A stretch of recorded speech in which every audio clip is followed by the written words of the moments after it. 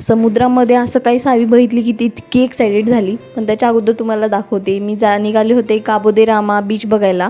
तर खूप सुंदर असं वेदर होतं, खूप सुंदर वाटत होतं रस्त्याने जाताना, पण इतकं ऊन लागलं, खूप जास्त ऊन होतं तिकडे आणि हिवाळा तर वाटतच नव्हता. तर तुम्ही बघा इतकं सुंदर व्ह्यू होता आणि समुद्र बघून कोण इतकं एक्सायटेड नाही होणार. ती सावी पण झाली. बीच बघून ती एवढी छान वाटत होतं ना तिला, की कसं मी पाण्यात खेळून कशी ती माती खेळू असं झालं होतं तिला. आणि हे बघा काबो दे रामा बीच आहे. खूप असं प्रायव्हेट बीच असल्यासारखंच आहे. तिथं खूप गर्दी नव्हती आणि खूप छान एन्जॉय केलो आणि मस्त पाण्यात बसलो, पाणी खेळलो आणि सुंदर अशी सावी पण खेळली. पण जास्त काही व्हिडिओ शूट नाही केला. परत मग ड्रेस ते चेंज केला आणि थोडंफार फोटोशूट केला आणि परत निघालो घरी वापस निघायला. तर मामाच्या मुलीच्या घरी मी थांबले होते, तर तिचा व्हिडिओ घ्यायचाच राहून गेला माझ्याकडनं, सॉरी मई.